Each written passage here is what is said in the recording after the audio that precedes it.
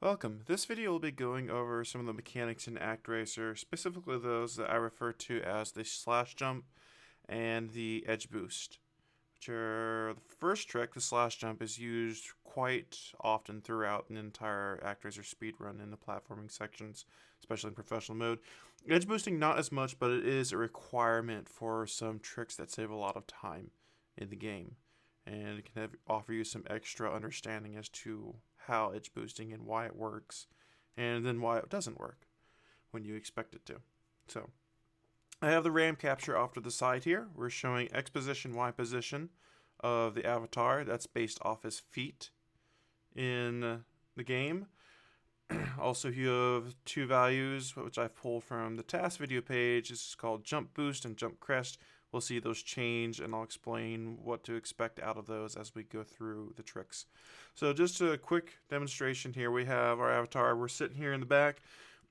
If I just push right and jump on this next frame and move forward, then you'll get, let me enable the input display, and you'll just get him jumping forward and landing, and one jump, regardless whether you're moving forward at the start or not, will put you out 80 more pixels.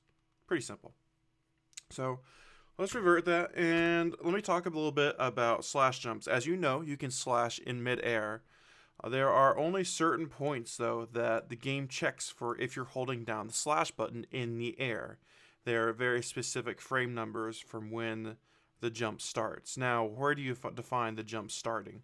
Let's look at this for a minute. You see Jump Boost and Jump Crest are at 0. What if I'm walking forward right now, since they're 0 because I'm standing still, but what if I walk forward for a little bit? What happens then? So you see what happens is the Jump Crest, as you start walking forward, will count up, and I think when it reaches 5, the Jump Boost will go up to a number, then count down, and when Jump Boost reaches 0, Jump Crest gets incremented, and Jump Boost resets, and yada yada yada. So you have this weird counting system going on, and you can see it kind of demonstrated right here as I frame advance slowly. We don't need to know why it's doing that. The game developers had a reason for that. I don't know that reason, but what was important to us is that in order for a jump to begin, the jump boost must be at 0. If I, for example, right now, the jump boost is at 3. If I start holding jump right now, the jump boost will not begin until the jump will not begin until jump boost hits 0. So you notice it's 0 now. What's going to happen next is jump boost is going to go up to 1, but crest is going to immediately fall down to 0. And this is where the first official frame that the jump begins. And we can actually, let me pull up this frame counter display so we can see. So this is the very first frame here. 49, so we would count that as frame 0 for what I'm about to tell you. It's a little easier back here because I can literally frame advance right there, and it literally shows frame 0 at the top. Again, what I want to demonstrate there to you, your jump will only begin when jump boost is 0, but keep in mind for how important that is later. So we're in frame 0 of our jump. Now, you can slash in midair. What are the frames the game is checking for you holding down the slash button? These are frames 2, 5, 9, 13, 19, 21, 27, and 40. What does this mean? This means that it does not matter when, at any other time apart from those frames, when you're holding slash. You could hold slash on all frames but those frames, and you would never do a slash in midair. It works just like that. Okay, so when the game checks during those key frames, if you're holding slash, if you are, it will perform a slash in midair. Now, for the slash jump, what are we interested in? We're interested particularly in frame 19. So another way that makes this slash jump trick easier is you can buffer your slash. Like I said, the game does not care if you're holding slash during the frames it's not checking. So the frame it checks for before 19 for the slash is frame 13. So if we advance in our jump, let's go forward here to frame number 13. Right now we're on the frame that it checks for a slash, but we're not holding slash, so not a problem. We can buffer our slash, so if we start holding slash on frame 14 in advance, nothing happens right now because frames 14 through 18 it doesn't care about. It's when we get to 19 that our slash actually happens, and you can see it happening right there. So frame 19 is where it's pretty much like 1 frame before the middle of your jump. It is actually at the peak of your jump. Let me demonstrate something. Look, pay attention to the X position in the RAM watch. This will reach 472 at maximum height in your jump. The Y position. The Y position will get lower the higher you go, like 0 being at the top of the screen or the map. So as we go forward, and you can watch it rise, it'll get down to 472.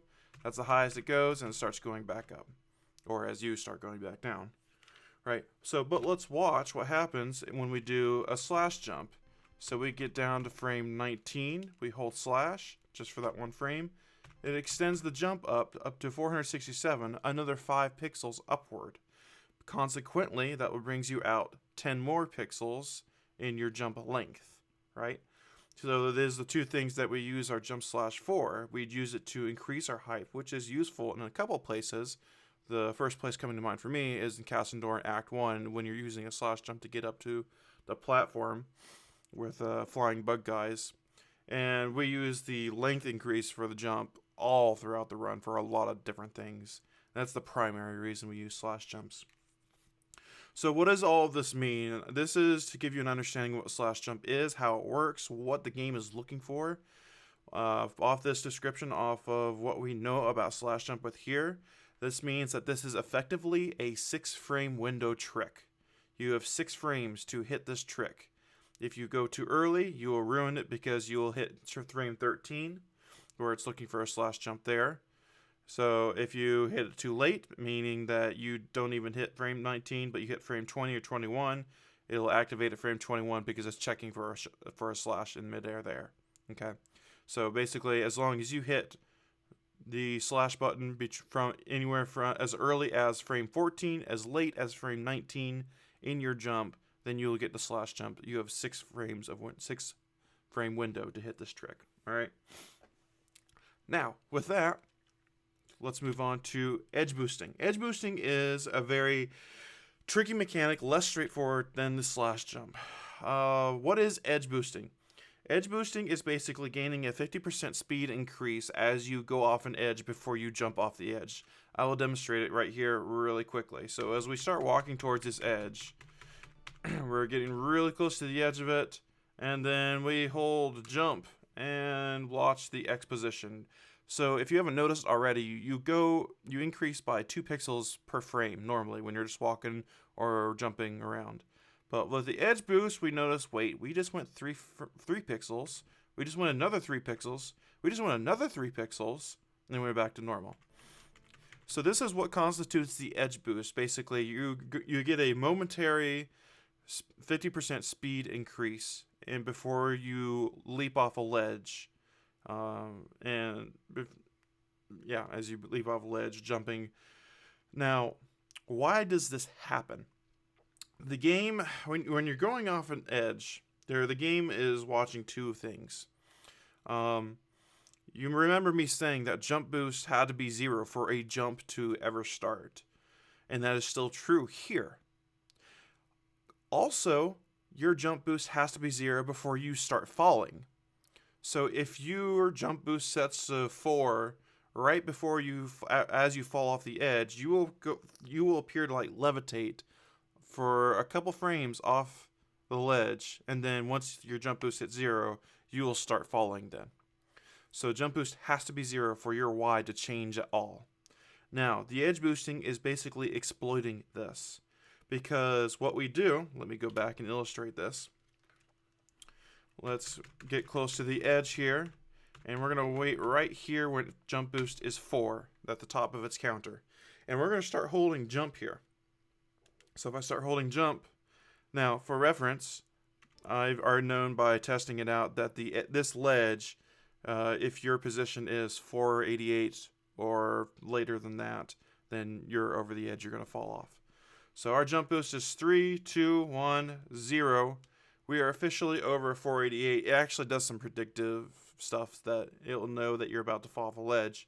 So we've begun our edge boosting already. So we have 1 frame, 2 frames, 3. I let go of jump. That was my problem. You actually holding jump when you're doing this. So that's a good illustration. I'm actually kind of glad I did that. So let's again go back here. We're waiting to a certain point close to the edge. Our jump boost is 4. Hold jump. 1, 2. We see 1 frame of edge boost, 2 frames, 3 frames, 4 frames, and back to normal speed. All right. And so basically this is exploiting the fact that you're trying to jump, and so you get that little bit of boost speed, but you can't jump yet because your jump boost is not yet 0, and the game detects that you're over a ledge. And so there's a lot of number of things going on there. All right. So that is basically how it works. The important parts that you need to know is obviously you're not going to have a RAM watch in front of you when you're looking at this. So you don't know what the jump boost is at any point. So the question you might be coming in mind right now is, well, how the heck do I get this trick consistent? What is even the frame window for it? And it's a very good question. I can actually tell you that this is, well, we'll adjust the frame window, the part of the question first. I don't know how to classify a frame window for this trick because it depends what number the jump boost is at when you start hitting it. Basically, jump boost value is going to be anywhere from 0 to 4. And depending on where you hit it, you're going to get 0 to 4 frames of edge boosting. All right. Now, if you hit it when jump boost is 4, then you'll get 4 frames. If you hit it when it's 3, you'll get 3 frames of edge boosting. If you hit it when it's 0, you'll get no frames of edge boosting. You'll just straight up jump at your normal speed. The former part of the question that I put out there is like, how do you get this consistent? The best way to get this consistent, and you're probably not going to like this answer, but this is really the only way that I'm aware of anyway, is to, if you know that you want to do an edge boost off a particular ledge, you need to make sure you find some way to normalize how you land on that ledge. So you land at the same spot every time you do it, which will give you the edge boost. If you take some practice in Blood Pool Act 1, your avatar starts at the position where you can edge boost very well just off of the ground that you start off there for your first jump. You can get a very consistent edge boost there all the time. The places where edge boost is a lot more critical, take for example Cassandora Act 2. In the second room where you're trying to jump over the middle area of spikes to save a lot of time instead of having to take the platforms above and over. That is a much trickier place because you have to land on that platform before you make that huge jump and land on it correctly so you get the proper, you know exactly how to hit the trick every time. So you hit jump boost when it's 4. Because I believe, I haven't looked into this myself, but that trick is a 2-frame window. I know that because I either land at one part of the block that I'm running to or I land on top of it. I figure that you either hit on the 4 or the 3 and you'll make the trick. Anything less, you don't make it and you fall short. So you have to find a way to normalize to consistently land yourself on that platform the same way every time. And that can be really daunting and hard, and it just takes enough practice to drill over and over so that you do that every time. So that has been slash jumping and edge boosting explained. Hopefully you understand it better so you can better equip yourself and understand how do I get these tricks consistently. Hope this helps. Good luck in your speedruns.